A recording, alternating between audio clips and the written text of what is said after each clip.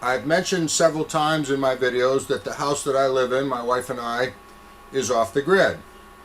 We don't have to be off the grid. We have a pole right out front. It's not very far away. In fact, we are connected to that pole for DSL service, but not for electric. So we're totally off the grid as far as electric goes. Now, this is my basic setup.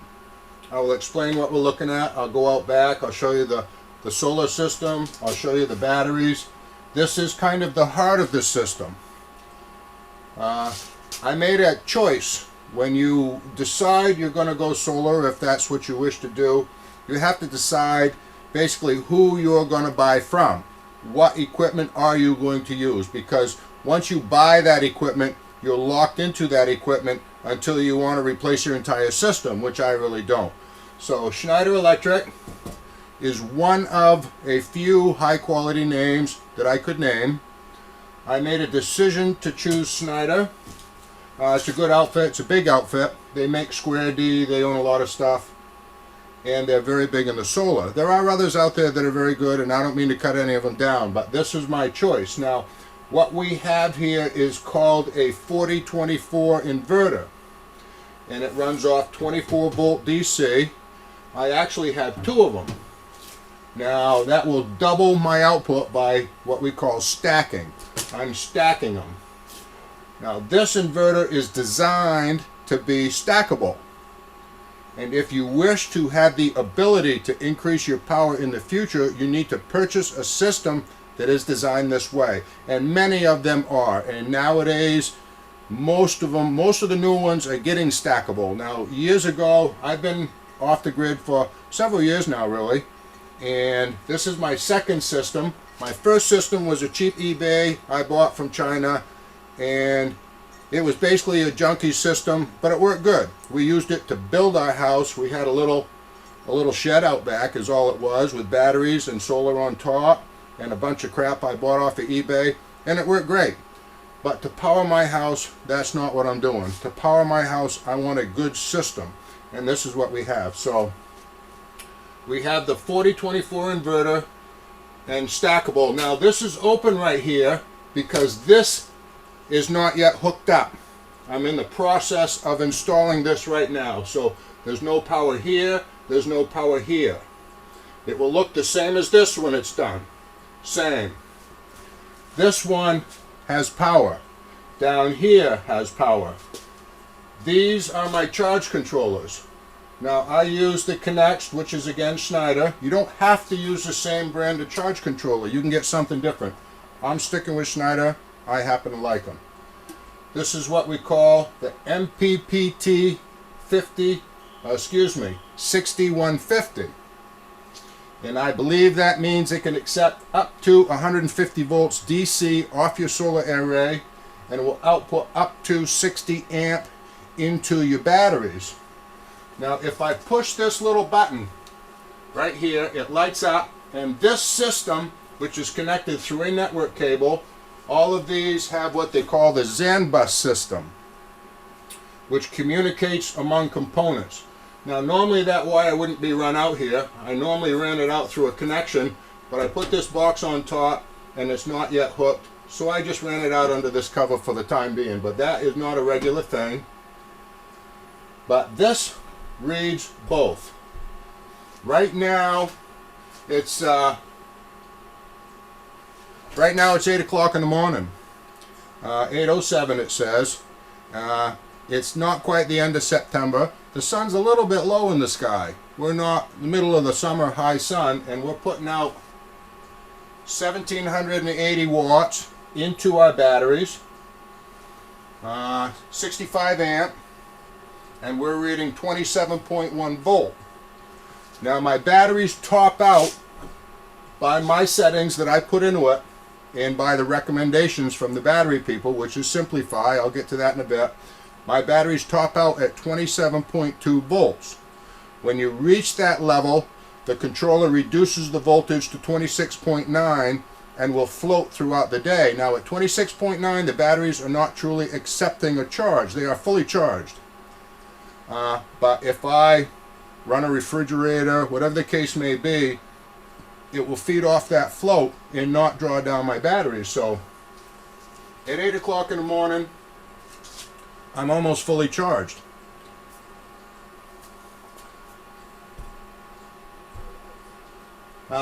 What we have here is your DC switch. 1, 2. One feeds this, one feeds this. What we have here is your AC output control. Now I currently have it set up for one inverter. I have a kit, a stacking kit. When you buy this, you buy a stacking kit which modifies this and adds a couple of breakers and redoes the wiring inside. And I have not yet installed that because I have not yet connected this. So we'll get to that. Let me explain what's going on here. What we have coming in here is from, well, on the outside of my building. I'm in my garage right now, and I built this box to hold this equipment so that it would be protected from the sides. I can put a front on it if I desire. Mostly I don't. Feeding from the outside, I have 2 combiner boxes. I have 18 panels total. 12 feed into one combiner box, 6 feed into a different combiner box. From those combiner boxes, I have wires leading in here going into a charge controller, and wires from here going into the other charge controller. Now the charge controllers have an output that comes down here and goes through basically a breaker. It's a DC breaker. If you push that button, well, I mean, I can trip it by pushing the button. I could trip this one by pushing the button. They each have a breaker. 2 controllers, 2 breakers, 2 outputs. One output here. Now, excuse me, one output here goes down into my batteries through that wall. One output here, same thing through that wall. Now, coming back out of the wall are the cables that feed my DC switch. They pass straight up through, which they're designed to, into the switch. Switch looks like this, connects here and feeds the inverter. You can shut it off through this DC breaker. These are individually shut offable. You can disable your inverter here, which I'm not going to do because my wife's upstairs on a computer. She'd be quite upset. And you can clear faults and whatnot. There are a variety of menus that you can call up. We can lighten that button, and we can see that right now we're putting 16.2 amps into our batteries, and once again 27.1 volt. Battery levels are reading almost full, which is correct. The load right now is, well, let's say it's varying around 160 watts roughly. That's my output into my house. And just a couple little 8:11 a.m. September 25th, which is today. Now, output from this system goes into this breaker panel right over here. It feeds that breaker panel. Now that breaker panel feeds another breaker panel in the main house. Goes up on that conduit through into the main house, and I have another breaker panel almost the same, and it feeds into the top of that breaker panel just as if you were the local utility. You're feeding a house just like a utility would. From that breaker panel, I feed my entire house, and I have a lot of breakers in that panel. I have half of it full with breakers, and it's feeding the whole house. Out here, I only have one breaker that feeds this garage right here. I will eventually have a couple of more. I'm going to feed another building I have beyond my workshop, which is not yet connected. Basically, I'll only have a few breakers in this one, but this one allows me to shut off the house complete. I just trip that breaker, boom, I shut everything down.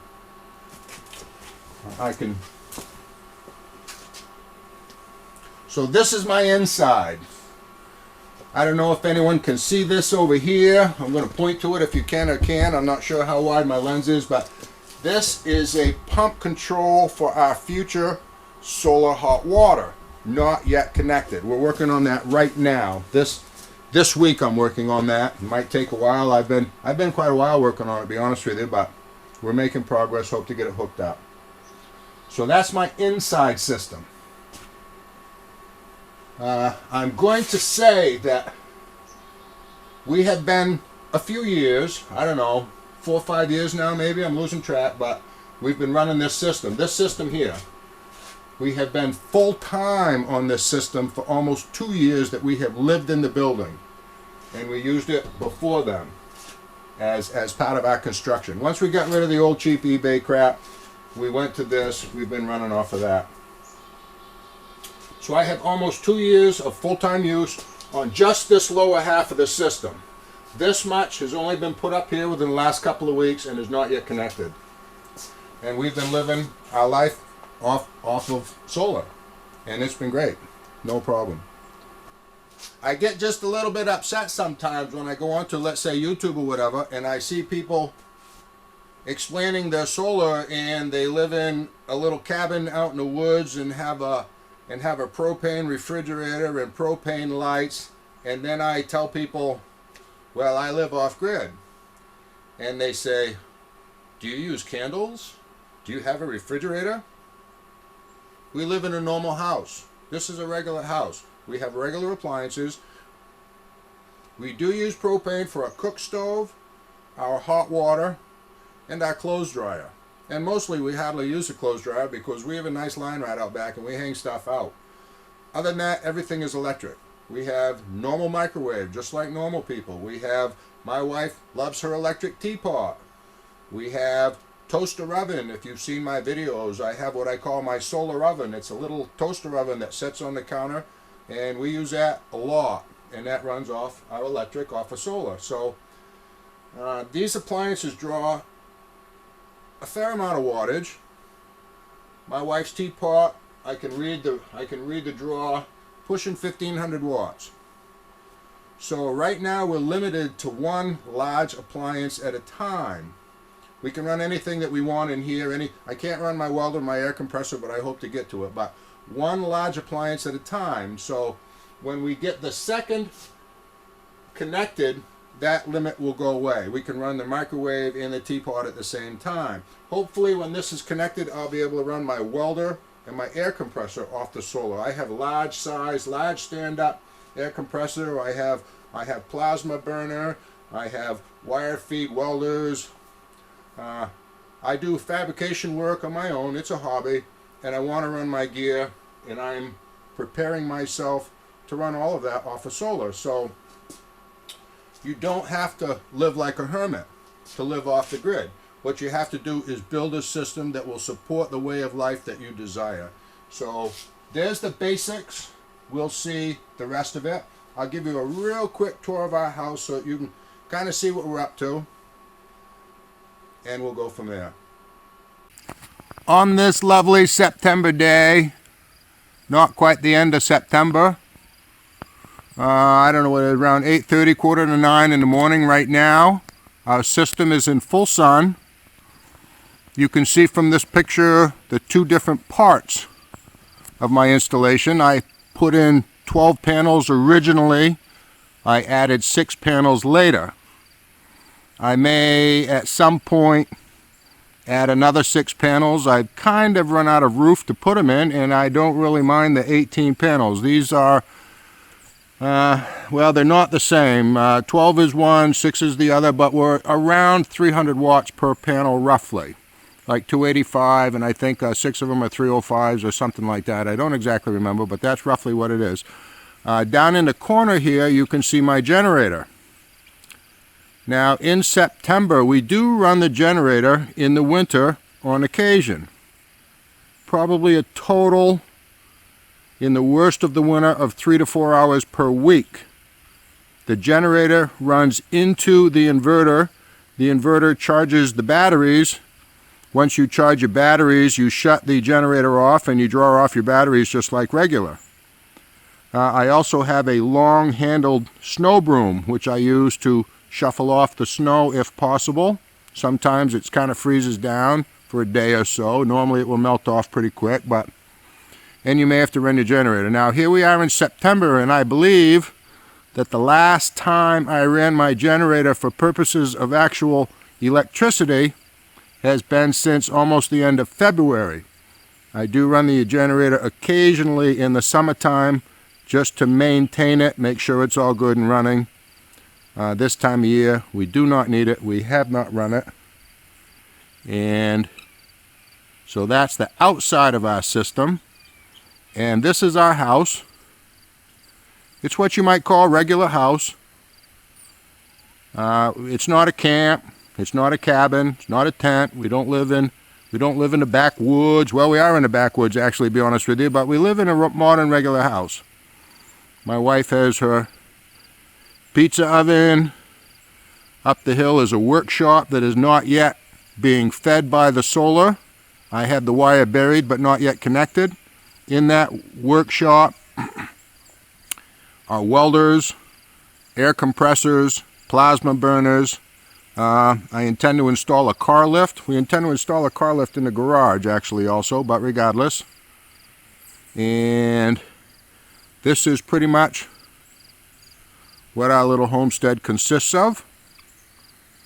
I have the girls out here are a little bit curious. They say, "What you doing? What you doing?" I say, "Come on out, girls." They run around the dooryard. We're going to cut them back because I want to regain half my lawn, but we've been here not quite 2 years now into this house. I need to explain that my wife and I built this house. And I don't mean we contracted it, I mean we built it. We nailed every nail. We poured the concrete. We ran the excavator to put in the driveway. We ran the tractors to put in the septic system, which I'm pretty much standing on. Obviously, we hired a guy to drill a well, but after that, we installed the pump. We buried the pipes. We put in the windows. We did hire that piece of roof installed, but I have installed all the rest of the roof. So it took us approximately 14 years to do this building. I have to mention before I go further that all the stonework you see is done by my wife and done pretty much exclusively by her. I helped her just a little bit, but I'm not saying that I did it and she helped. It was the other way around. She did it and I helped.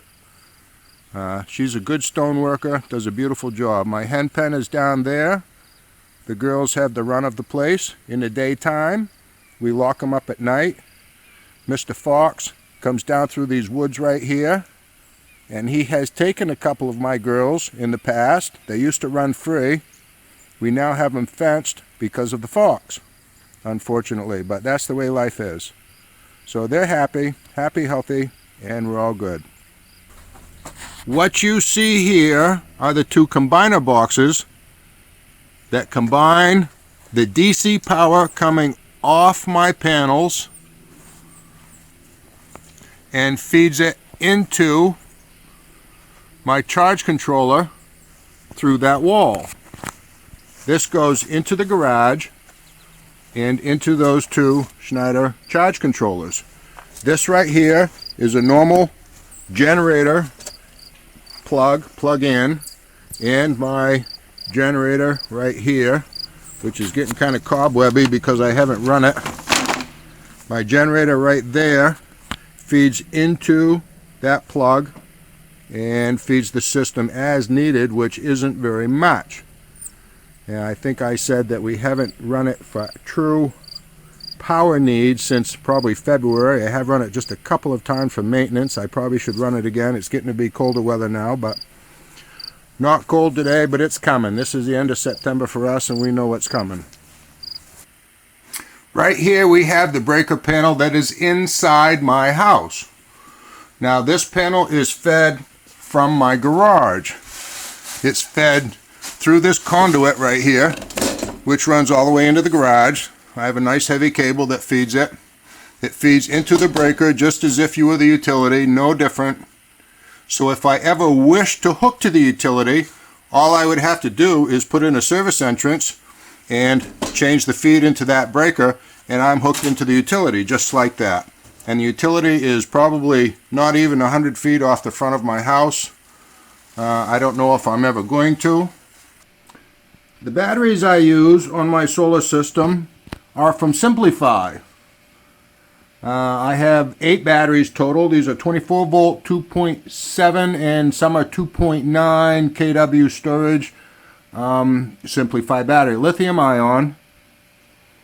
I personally consider Simplify to be the best battery available for an off-grid system. There are getting to be a number of batteries that you can buy from different outfits, and I'm sure every one of them would argue that theirs is the best. Well, for my research, I would say that Simplify is the best.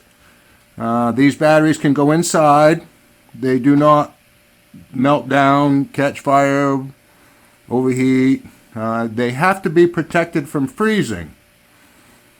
This closet where these batteries are stored is directly on the back side of the wall from my garage where the power system is.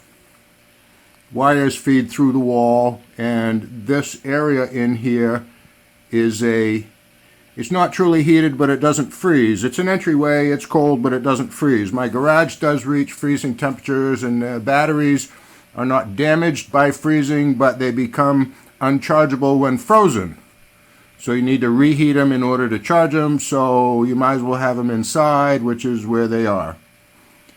I started this video in late September. It is now the 3rd of January. It's taken me far too long to finish up, but I've had about 1 million projects going, one of which I'll show you. In fact, you can see it right in front of you. The tubes in that evacuated tube system have been installed, and the system is hooked up and functional and almost complete.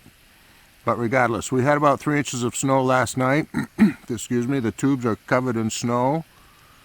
The PV panels have pretty much melted off. We have a light hazy sun. I get a huge amount of shade this time of year. I have some trees that need to come down. Those trees will eventually come down, but they haven't come down yet. So this is why we end up running our generator.